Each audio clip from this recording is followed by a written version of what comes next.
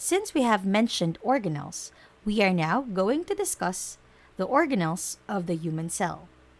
Organelles are the tiny organs of our cells. And just like the organs of our body, they have their own functions to keep our body's homeostasis. The organelles divide the cytoplasm into many linked compartments, thus ensuring that many chemical reactions going on inside the cell do not interfere with each other. Let's now have our first organelle, the very known mitochondria. Mitochondria are the cell's powerhouses where most of the cell supply of chemical energy is generated. Using an oxygen requiring process called aerobic respiration, they release energy in the form of ATP or adenosine triphosphate from glucose and other energy rich nutrients that is used to drive other chemical reactions in the cell.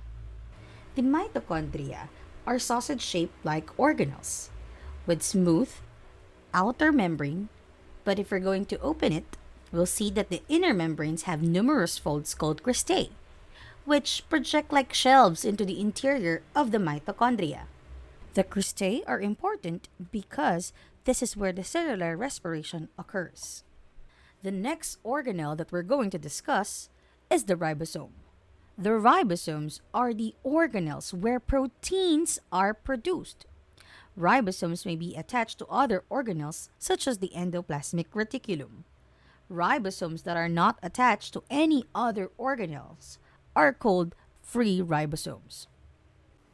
Ribosomes create proteins that help repair damaged cells and create chains of protein called amino acids. Amino acids are important for DNA codes. The next organelle that we're going to discuss is the endoplasmic reticulum. The endoplasmic reticulum is a series of membranes forming sacs and tubules that extend from the outer nuclear membrane into the cytoplasm. We have two types of endoplasmic reticulum in our cells.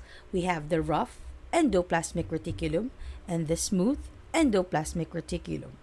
A large amount of rough endoplasmic reticulum in a cell indicates that it is synthesizing large amount of protein for export from the cell. On the other hand, endoplasmic reticulum without ribosomes is called smooth endoplasmic reticulum. The smooth endoplasmic reticulum is a site for lipid synthesis and participates in detoxification of chemicals within cells. Pop quiz. Which organ do you think has more smooth endoplasmic reticulum? Is it letter A, stomach, letter B, brain, or letter C, liver? 5 seconds to answer.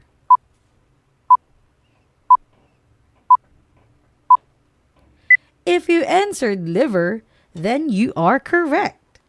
Our liver has more smooth endoplasmic reticulum since the main function of our liver is to synthesize fat or lipids.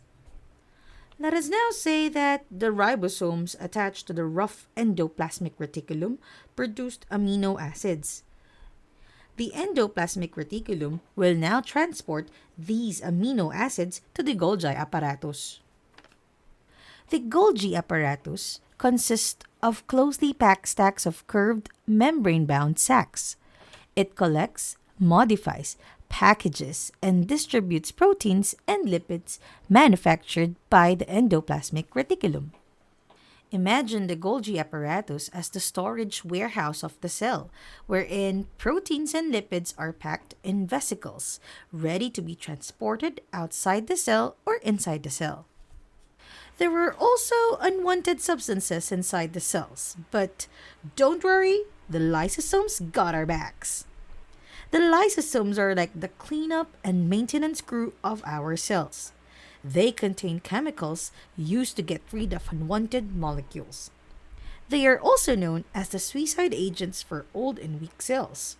For example, white blood cells. When white blood cells phagocytize or gobble up bacteria, Then, the enzymes of the lysosomes destroy the bacteria.